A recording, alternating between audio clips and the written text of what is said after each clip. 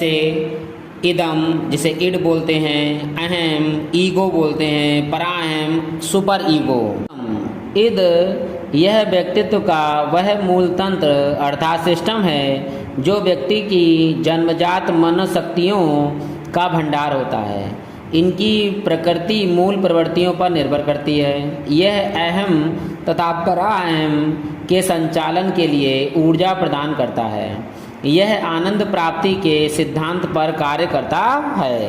अतः यह तनाव कम करने के लिए आनंद पथ का अनुसरण करता है, चाहे वह पद अच्छा हो अथवा बुरा हो, अर्थात इसका यथार्थ से कोई संबंध नहीं होता। यदि इदम को पार्श्विक प्रवृत्ति कहा जाए तो अतिशयोक्ति न होगी। यह सहज क्रियाएं अर्थात रिफ्लेक्स एक्शन तथा प्रारंभिक क्रियाएं प्राइमरी प्रोसेस को नियंत्रित करता है।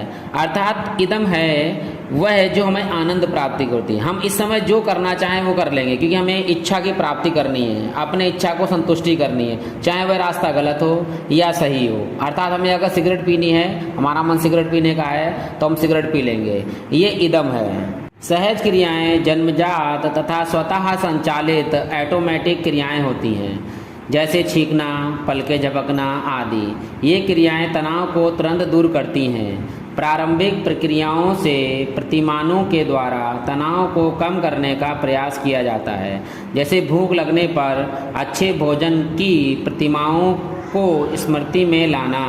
लेकिन खाने की प्रतिमाओं द्वारा भूख से उत्पन्न तनाव वास्तविक रियलिस्टिक रूप से दूर नहीं हो पाता है। इदम यौन प्रवृत्ति तथा आक्रामकताओं पर आधारित होता है और यह पूर्णतः अचेतन होता है। हम अपनी इच्छाओं के अनुसार काम करते हैं। इदम में वास्तविक रूप से जो हमें अच्छा लगेगा वो हम करेंगे, जो हमें अच्छा नहीं लगेगा वो नहीं करेंगे। जैसे आप शराबी हैं, उससे आप कितना ही मना करो परंतु वो शराब पिएगा, क्योंकि उसकी जो इच्छाएं हैं वो तुरंत वो पूर्ति करता है। लेकिन क्या कहता है फिर बाद में, मैं नहीं पीऊँगा मम्मी तुम्हारी कसम, मैंने ऐसा काम नहीं करूँगा। क्यों? क्योंकि वह इमोशनल हो जाता है। परंतु फिर बाद में क्या होता है, उसको जो है तुरंत इच्छाएं पूरी करनी होती हैं, इसलिए वह फिर से शराब अपना पीना चालू कर देता है। अर्थात यह व्यक्तित्व का जैविक पहलू है। इदम क्या है? वह व्यक्तित्व का जैविक पहलू है। इसे अंग्रेजी में बोलते हैं id is regarded as the biological component of the personality। और दो है अहम ईगो। यह इदम तथा बाह्य जगत दोनों के संपर्क में रहता है तथा इदम की इच्छाओं को सामाजिक परिवेश के दायरे में संतुष्ट करने के उपाय जुटाता है। इसकी प्रकृति तार्किक होती है तथा यह इदम तथा पराअहम के बीच सामंजस्य स्थापित करने का प्रयास करता है। अर्थात अहम करता क्या है कि इदम जो है वो सही है या गलत है वो करने का प्रयास करता है, और पराअहम क्या है? वह नैतिकता का गुण है, अर्थात वह सही रास्ता बताता है। अहम क्या है? इन दोनों के बीच की कड़ी है।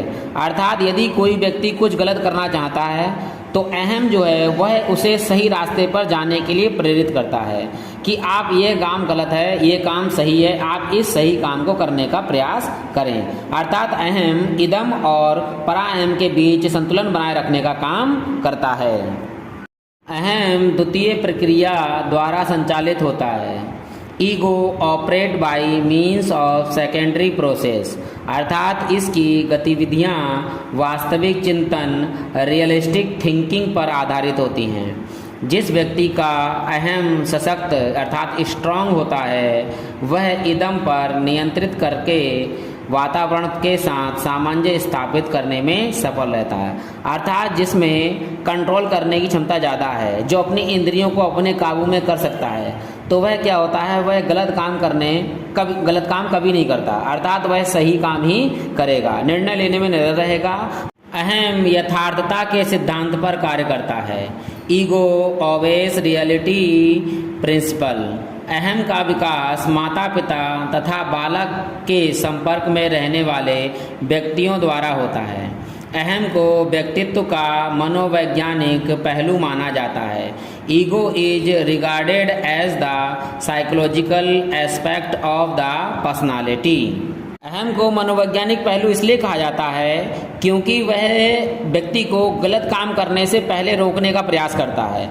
वह पराअहम की सारी सूचनाएं इदम को देने का प्रयास करता है व्यक्ति को कि यह गलत है, ये सही है, आप सही काम करिए ताकि आप अपने जीवन में सफल हो सकें। नंबर 3 है पराअहम सुपर ईगो।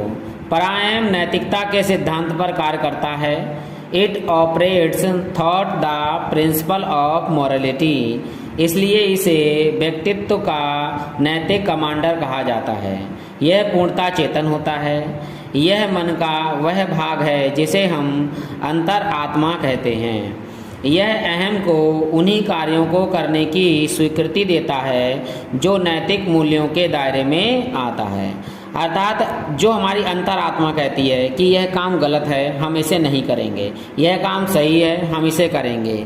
पराअहम गुण उन्हीं में विद्यमान होता है जो सबसे गुणी होते हैं, जैसे संत, महात्मा, जिन्होंने समाज में अपनी प्रतिष्ठा बना रखी हो, एक अलग, जैसे हमारे दादा दादी या पापा और मम्मी, या वे लोग जिनकी समाज में बहुत ज़्यादा इज्जत है, जिन्होंने कभी कोई गलत काम नहीं किया है।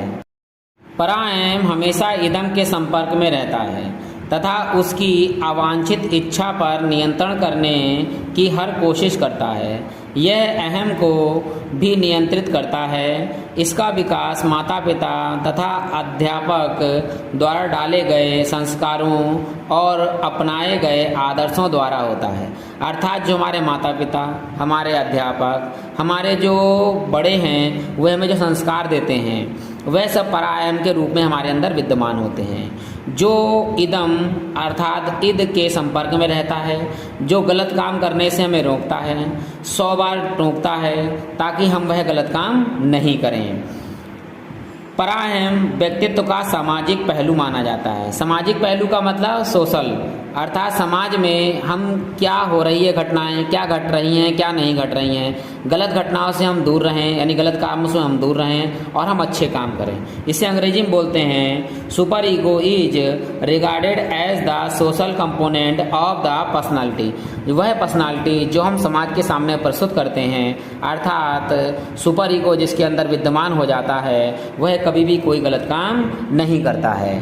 सिगमंड फ्रायड ने स्पष्ट किया है कि अहम, ईगो सदैव इदम और पराअहम, सुपर ईगो के बीच सामंजस्य स्थापित करने का प्रयास करता है। जिन व्यक्तियों में यह सामंजस्य हो जाता है वे व्यक्तिगत तथा सामाजिक दोनों क्षेत्रों में समायोजित करने में समर्थ होते हैं और उन्हें सुसमायोजित व्यक्तित्व अर्थात वेल एडजस्टेड पर्सनालिटी कहा जाता है। अब ये समझ लीजिए कि जिसने अपने अहम और इदम और पराअहम के बीच सामंजस्य स्थापित कर लिया तीनों में, अर्थात हम कोई गलत काम नहीं करते हैं, हमारा व्यवहार बहुत अच्छा है, हम समाज के प्रति एक प्रतिष्ठावान व्यक्ति हैं, तो उसको समाज में रहने से कोई नहीं रोकता और वह किसी के साथ भी तुरंत एडजस्ट हो जाता है, फ्रेंडली हो जाता है और वह सही काम करता है। इसलिए समाज उसको प्रतिष्ठा भी देता है, जिसका सम्मान होता है, वह एडजस्ट करने में उसको कोई समस्या नहीं होती है। इसके विपरीत जिन व्यक्तियों में इदम, अहम और पराअहम के बीच संघर्ष बना रहता है, वे व्यक्ति व्यक्तिगत अथवा सामाजिक किसी भी क्षेत्र में समायोजित नहीं कर पाते और उनका आचरण अन्यथा होता है। ऐसे व्यक्तियों को कुसमायोजित व्यक्तित्व मल एडजस्ट पर्सनालिटी कहा जाता है। अब ये सोचिए कि जब कोई व्यक्ति अपने इदम, अहम और पराअहम के ही बीच में संघर्ष में फंसा हुआ है, जो अपने में ही संघर्ष में फंसा हुआ है, तो वह समाज में कैसे एडजस्ट करेगा? तो वह एडजस्ट ही नहीं कर पाता, क्योंकि संघर्ष उसके अपने अंदर ही बीचों बीच में चल रहा है कि क्या करूं, क्या नहीं करूं, ये गलत करता हूं तो समाज मेरी रेस्पेक्ट नहीं करता है कि क्या है। तो ऐसे व्यक्ति जो है वो समाज में कुसमायोजित व्यक्तित्व कहलाता है।